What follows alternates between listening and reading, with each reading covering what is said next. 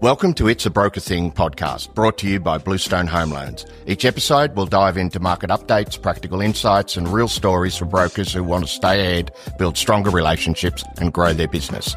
Let's dive in. Specialist lending isn't a niche anymore.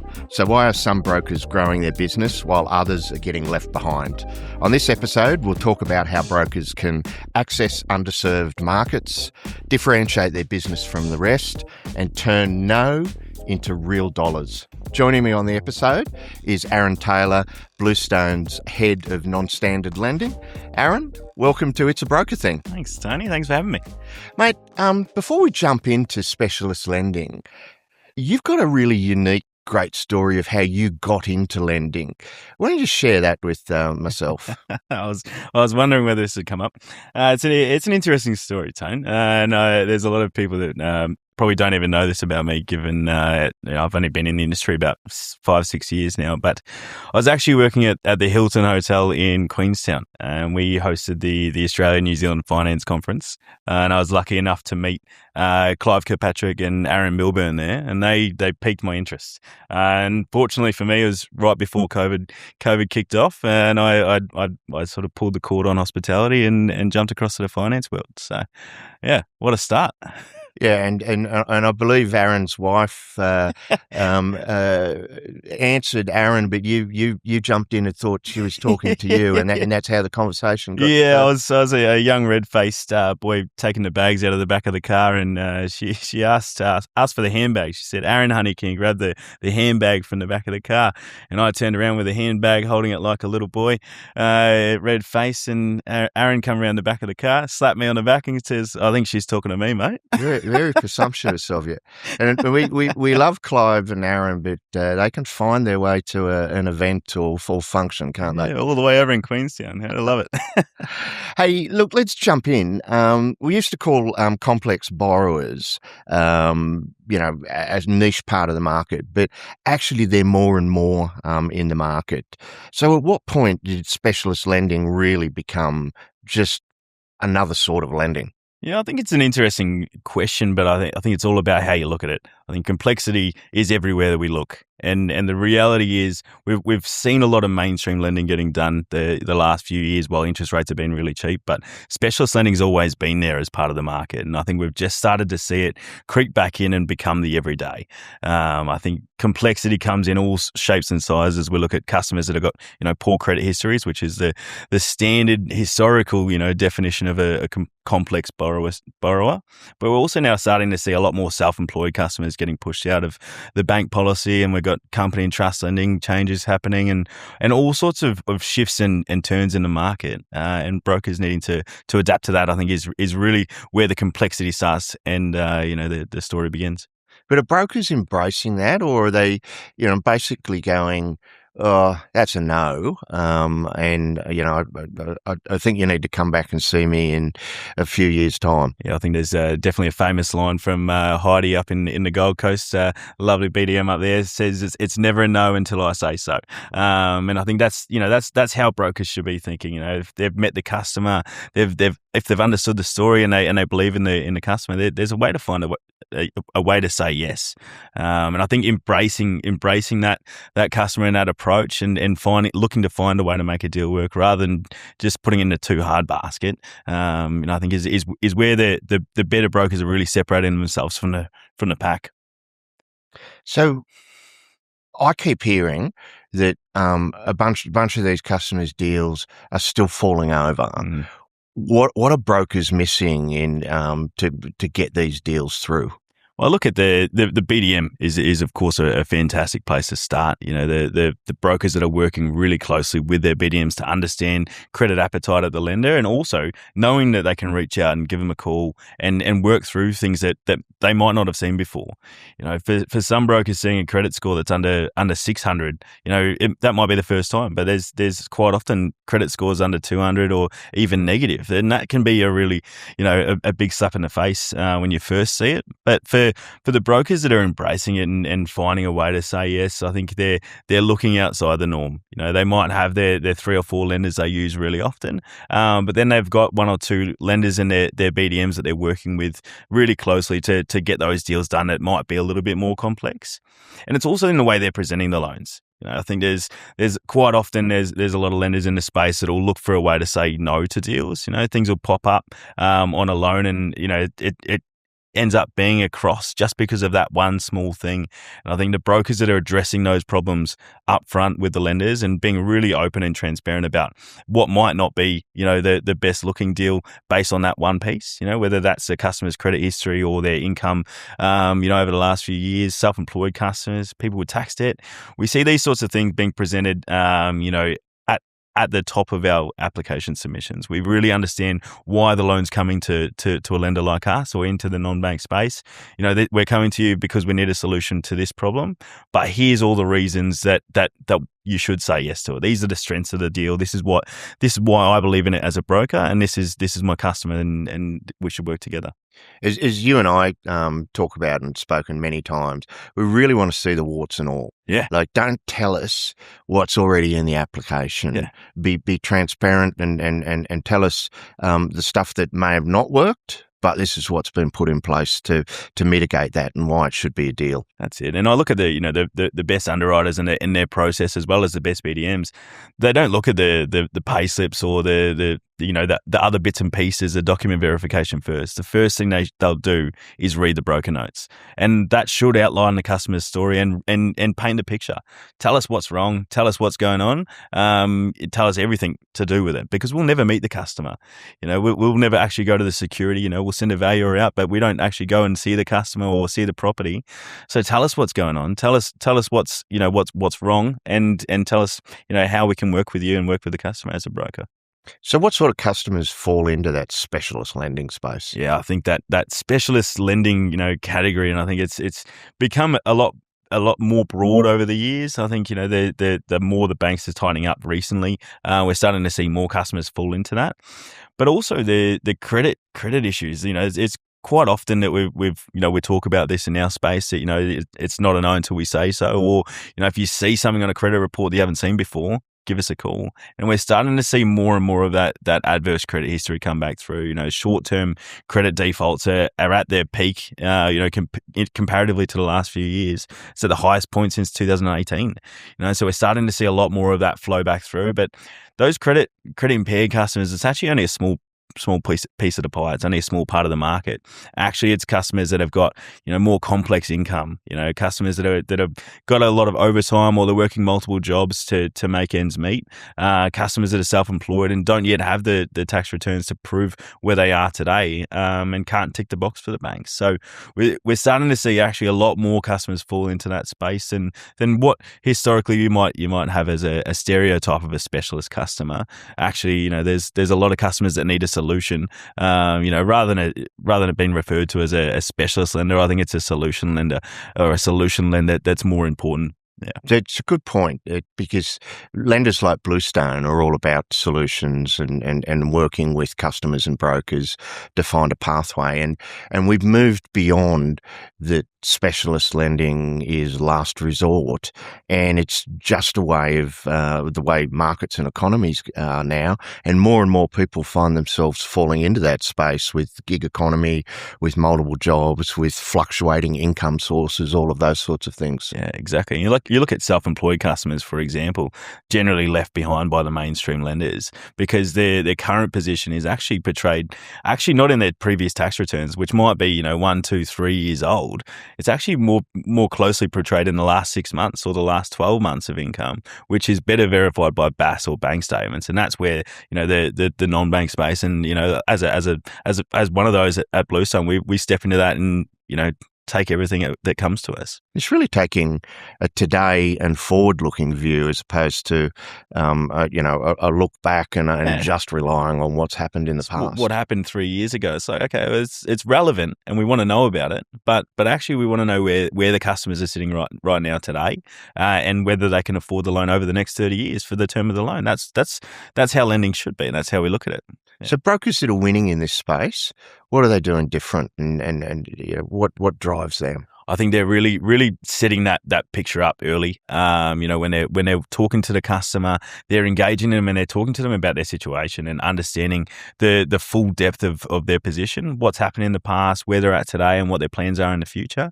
And then they know where to look. They know the BDMs that they can rely on to pick up the phone, answer it, work through a scenario, and present a deal, all the way through to working with the credit team to give them what they need up front, rather than having to go back and ask for it, 2 or 3 times. Presenting a fully packaged deal, I think is the key in this space. Make sure you've covered everything off in your notes. Make sure you've addressed any, previous credit issues or changes in employment, changes in income, fluctuations in income. And I think that structuring of the deal and presenting the deal in a full, fully packaged deal up front makes for a smooth process for everyone.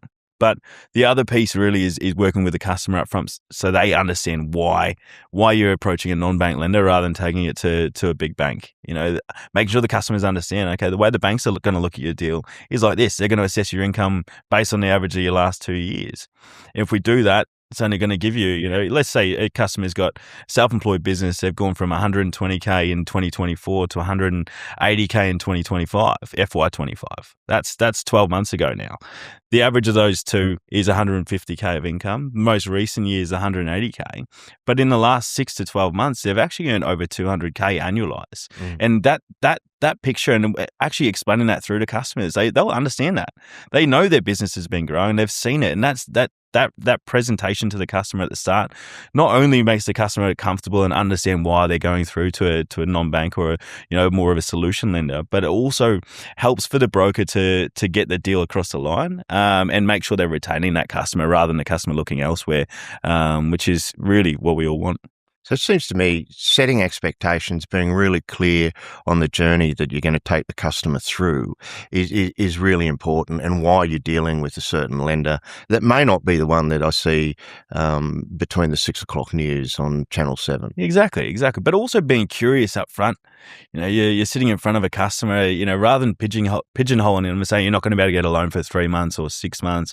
You have to wait until, your financials, are completed in 8 months. You can start to actually work with a customer about what their position is right now and address whether there's an opportunity for them to take advantage of that through a solution lender rather than going through to a mainstream bank in 8, 12 months. And, we've seen what's happened in the market recently. The opportunity costs could be huge for some of these customers that may have missed out, and as property prices have driven up, what's the opportunity cost if you're waiting 12 months or 2 years?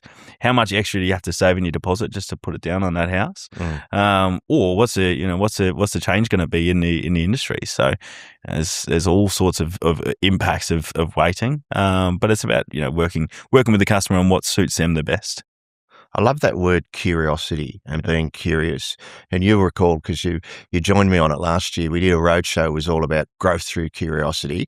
And I'll give a plug. We're about to hit the road again, and this one's going to be growth through diversification. And brokers looking at all of the options that are out there and looking at solutions where they may have thought was a no is really important. One of the diversifications that we've just moved into is construction at Bluestone.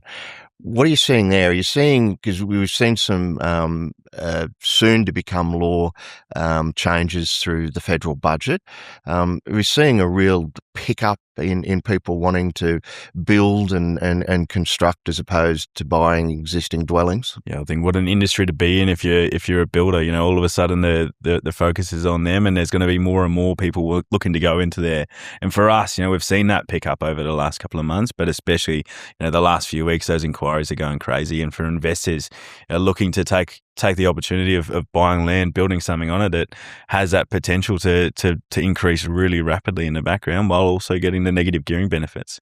What an opportunity. But diversifying into a new product, I think, and the curiosity then speaks through again. If you've never written a construction loan, it could be daunting. The process is different, and I know for a fact that we did a survey, and we know that there's some brokers that would actually tell customers that it's not worthwhile going through that process.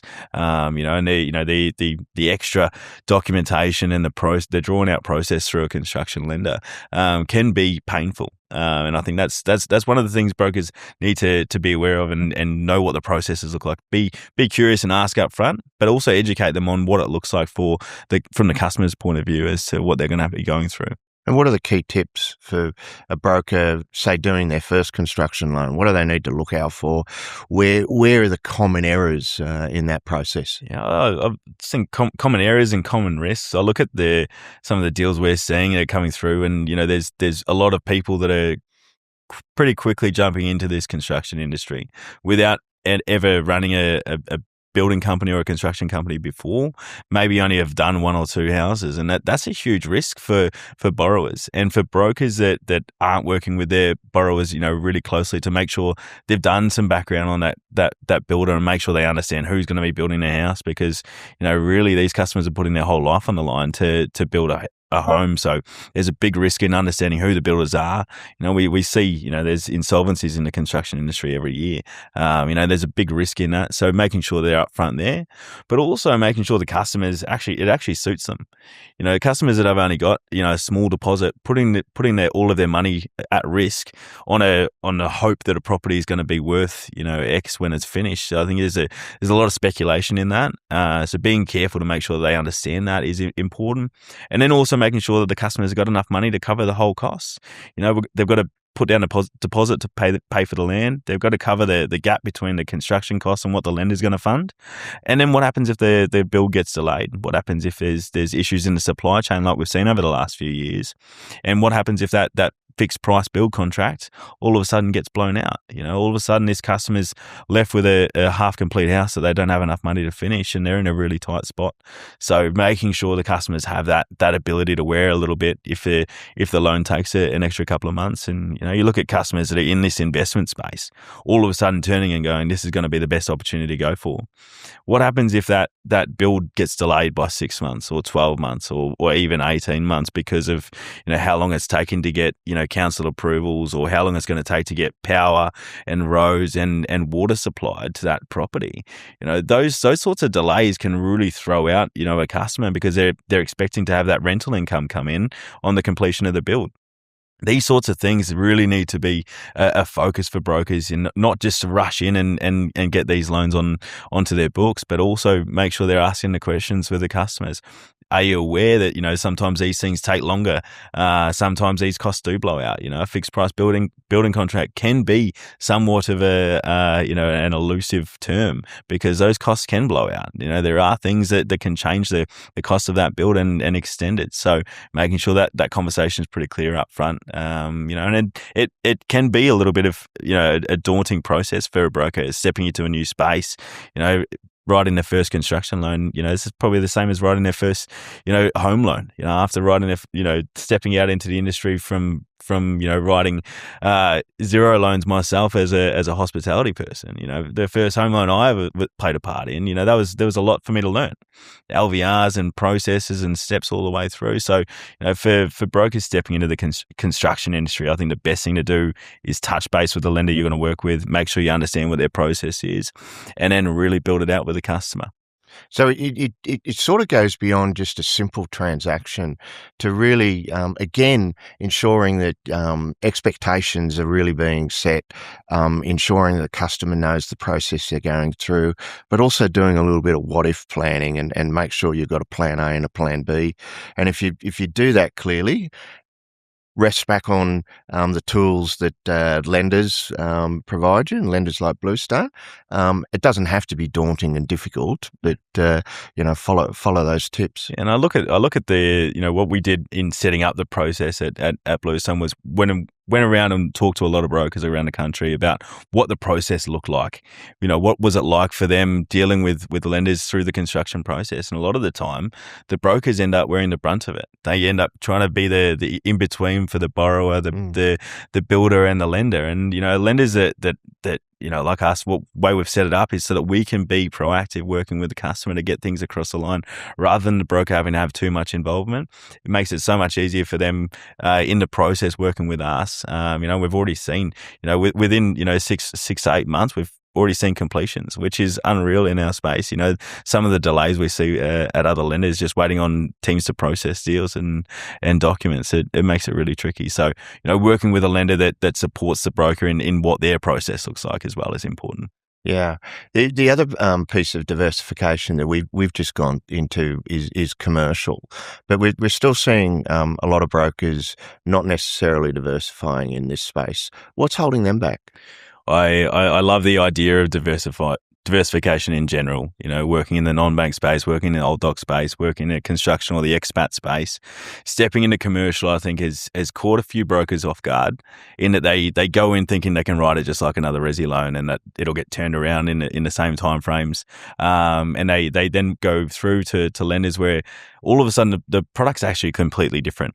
You know, it's a different servicing calculator. There are different terms being used, and they didn't know that up front because they weren't curious. They didn't ask the questions. They didn't educate themselves, you know, up front. And I think that's a really big, you know, sort of stepping stone for brokers is making sure they educate themselves on process and working with lenders where they understand the process so that they don't make themselves look silly in front of the customer. They should always look like an expert. As a broker, that's what they want to be doing. They want to be looking like an expert in front of the customer. So the best thing to do is make sure they understand lenders' processes. You know, the way we've set the product up is so the lodgement and the calculators and all of the process is actually exactly the same as a resi loan. But then there's the complexities that the commercial property brings. And treating a commercial loan like a resi loan can be a little bit of a trap. You know, the property itself is actually more important in a commercial loan than a resi loan because we're actually looking at, you know, where's that property, what's it used for, who's going to be the tenant of the property, and then what's the terms of the lease. You know, these sorts of things are questions you might not even ask in a resi loan. You know, you just say, yeah, all right, investment property, 80% LVR, happy days. But what's the lease on the property? That's a question that you really need to understand. Who's the tenant going to be? You know, is this going to be for the customer that we're lending to? You know, as a owner occupied business premise, or is it going to be a true investment commercial property with an arm's length tenancy to somebody else? And those sorts of questions really start to dictate, you know, what the lenders are going to be comfortable with. And I think going in with the mindset that we're trying to get this geared up as high as we can in a commercial space, all of a sudden actually puts you into a little bit of a pigeonhole. Treating commercial like resi it needs to be looked at differently as a broker. The process shouldn't be too much different. You know, we still need to understand what the asset is and who the customer is, and you know everything about that situation. But actually understanding, you know, what the overall deal looks like, and the focus should be on the asset. So brokers, I think, have fallen into the trap of wanting to diversify and charging in head first without actually educating themselves first on what the space requires different to a resi loan. You're putting the two applications up next to each other and going, okay, these are the different questions I need to ask the customer up front so that I can make sure it's presented correctly when I submit the deal through the lender. So it seems to me in a changing environment, an environment that's actually encouraging brokers to do more diversification now. It's never, the relationship between broker and lender BDM has never been more important, and being really curious, not just of your customer, but curious of the lender and of the BDM to understand everything that you need to get those deals through has just never been more important. Yeah, that's it. And you know, brokers around the country, they always talk about, you know, the importance of that BDM that picks up the phone, you know, doesn't go missing when something gets hard. You know, they're happy to be responsive, but they're also happy to be supportive of the broker's business, because at the end of the day, brokers are running businesses, and the BDM should be in their corner to help them grow, help them diversify, and help them understand. You know, it might be the first commercial loan they've ever written. You know, a lot of brokers have come from banks, which is great, and they've got that sort of baseline knowledge. But some brokers have come from outside of the industry. You know, they're working with mentors and they're working with other lenders. And the BDM should be their best friend. You know, they should be there to support them through the process. Not be too far into that friend zone that they struggle to say no or have the tough conversations, but be right there to support them all the way through. That relationship really is very key. Definitely. So there you have it. The markets are changing, but there are solutions, and seeking out the right lenders can provide those solutions for you and allow brokers to diversify and grow their business. Aaron, we've run out of time. Thank you for joining us, and thank you for joining us again on It's a Broker Thing. Please subscribe and get more insights, and we'll see you on the next episode. That's a wrap of this episode of It's a Broker Thing, brought to you by Bluestone Home Loans. We love sharing ideas that help you stay ahead because backing brokers, well, it's a Bluestone thing. Hit subscribe and join us next time for more insights and stories that keep you in the know. This podcast is for general education only and isn't financial, legal or tax advice. Guest views are their own. Bluestone accepts no liability for errors or how you use this information.